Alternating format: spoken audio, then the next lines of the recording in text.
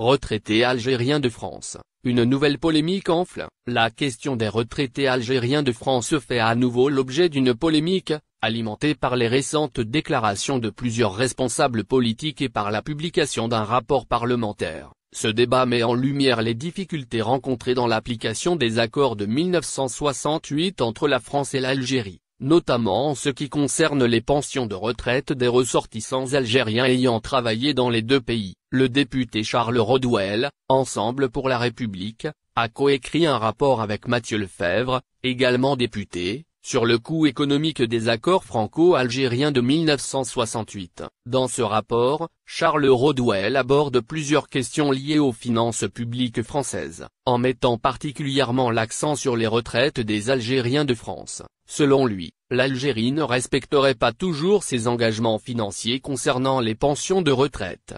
Rodwell prend l'exemple d'un Algérien ayant travaillé pendant 40 ans, dont 20 ans en Algérie et 20 ans en France. En vertu de la Convention de sécurité sociale de 1980, qui repose sur les accords de 1968, la France est censée verser la moitié de la pension, tandis que l'Algérie doit prendre en charge l'autre moitié. Cependant, d'après le député, dans de nombreux cas, l'Algérie ne paierait pas sa part, et c'est donc la France qui viendrait compenser en versant l'ASPA, allocation de solidarité pour les personnes âgées, à ses retraités. Rodwell a précisé que ce phénomène coûtait chaque année plusieurs millions d'euros à la France, ajoutant que cette situation avait un impact significatif sur les finances publiques. Il a également dénoncé le fait que cette situation aurait pu être évitée si l'Algérie remplissait ses obligations financières.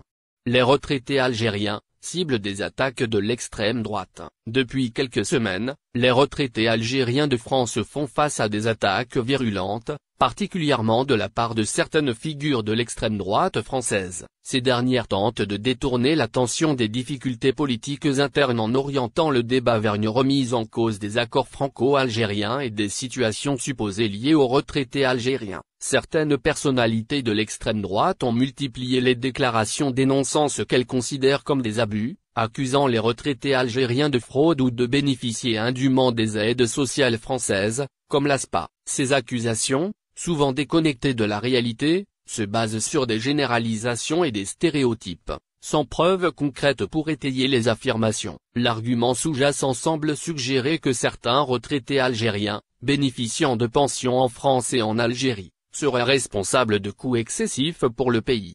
Campagne de dénigrement des retraités algériens. Cette campagne de dénigrement des retraités algériens s'inscrit dans un contexte où certains cherchent à focaliser les frustrations politiques et sociales sur des boucs émissaires, notamment la communauté algérienne en France. À travers ces accusations, l'extrême droite tente de détourner l'attention des véritables enjeux politiques, économiques et sociaux, en exacerbant des tensions qui, selon plusieurs observateurs, n'ont pas lieu d'être. L'attaque des retraités algériens s'ajoute à une série de déclarations et de propositions politiques visant à réexaminer, voire abroger, les accords franco-algériens de 1968. En pointant du doigt des exemples isolés, les responsables politiques de l'extrême droite alimentent la division et la suspicion, tout en négligeant le fait que ces accords ont été établis dans un cadre juridique précis et sont régis par des conventions bilatérales.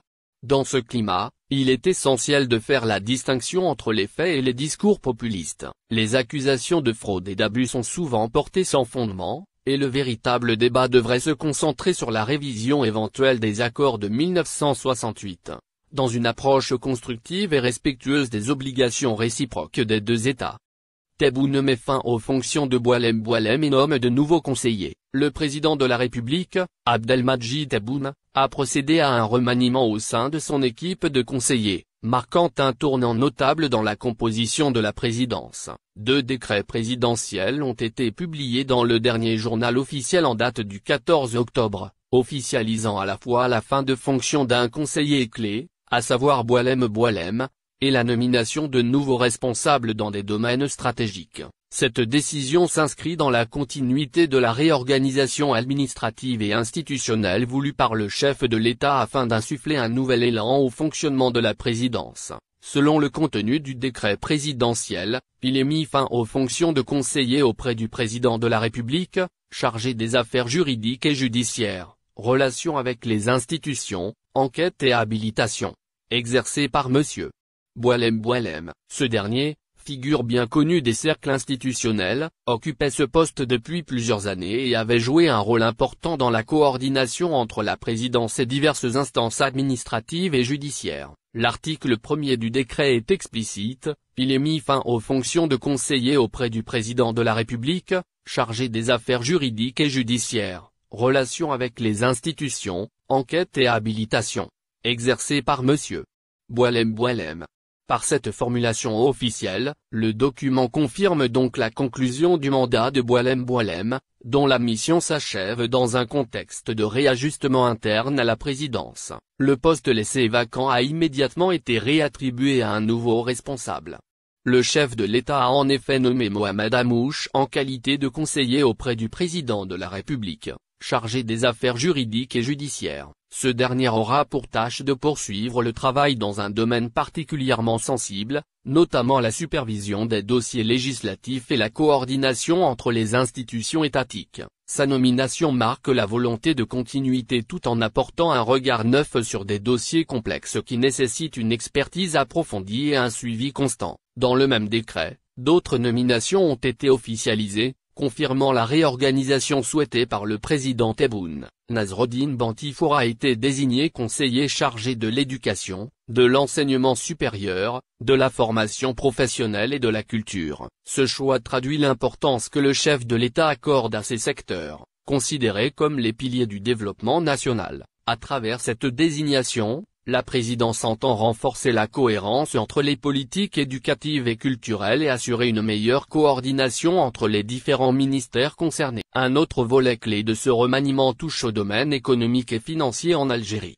Farid Yessi a été nommé conseiller auprès du président de la République, chargé des finances, des banques, du budget, des réserves de change, des marchés publics et des paiements internationaux. Une mission d'envergure dans un contexte économique mondial marqué par l'instabilité des marchés et les défis liés à la gestion des ressources nationales. Ce portefeuille stratégique, désormais entre les mains de Farid Yessi, reflète l'engagement du président Tebboune à renforcer la transparence et l'efficacité dans la gestion financière du pays. Ce mouvement au sein de la présidence s'inscrit dans une logique d'ajustement institutionnel visant à consolider la gouvernance et à optimiser le fonctionnement de l'État. En mettant fin aux fonctions de Boualem Boualem et en procédant à la nomination de nouveaux conseillers, Abdelmadjid Tebboune semble vouloir insuffler une nouvelle dynamique à son équipe rapprochée, en privilégiant le renouvellement et la complémentarité des compétences.